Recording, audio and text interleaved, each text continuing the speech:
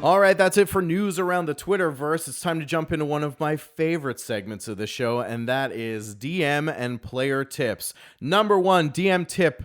Remember, bad guys still think that they're doing the right thing in their own mind. So what would your bads be willing to do or up to doing in the interests of forwarding their goals, let's say?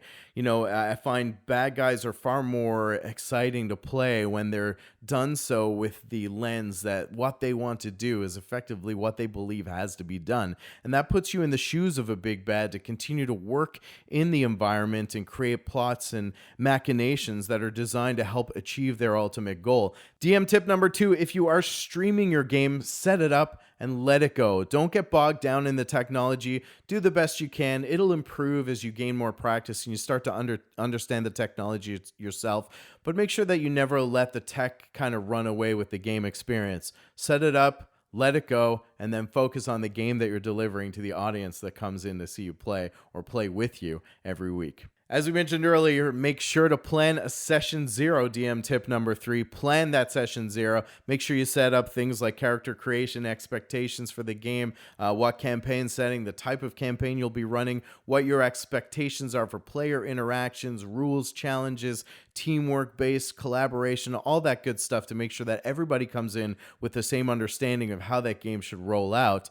And you stand a better chance of running a harmonious, pleasant, and productive session. DM tip number four, don't forget the effects of a spell when a spell is cast. Flame-based spells might ignite clothing and textiles that are in the area. Frost-based spells might make an area trepidatious and difficult to navigate. Think about the effects, the sizzling, coursing lightning that might exist or radiate when a caster fires a lightning bolt into the party or vice versa. Think about the effects to really dress and draw the immersive experience around spellcasting and what happens when someone channels that mighty arcana. DM tip number five, stay open to feedback and check your ego at the door. Nobody likes bossy pants McBossyson, and you want to really create a friendly environment. So don't get defensive. Don't make anything personal. Check it all at the door.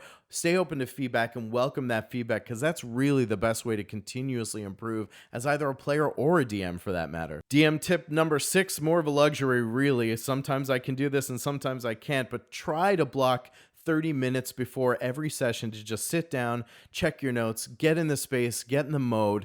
That way, when your players show up at your table, you're ready to go, you're in the zone, you're not coming in cold. So take that 30 minutes to kind of reread things, at least the first half hour of your session, so they get a warm kickoff. And by then, the wheels are turning, you're limber, you're in the moment, you're thinking on your feet, you're speaking more quickly and more eloquently. And it's just generally a better experience for everyone at the table, yourself included, of course, as a game master. We got two great player tips for you this week. Player tip number one, have a plan B in combat so that by the time combat comes back around to your turn, you're not fumbling for what you should do. Your plan A might not always pan out. If you're targeting a creature that ends up dead before it gets to you, then you're going to need a contingency to make sure that combat continues to flow smoothly and fluidly. So participate and do yourself and your companions a favor and make sure you have a plan B in tow. Player tip number two, don't be afraid to ask NPCs for help. We build NPCs into the storied experience of these games, and I always try to encourage my players to reach out to those NPCs if they're trying to, plan a break-in or an incursion somewhere, or if you need help with some equipment to get a job done.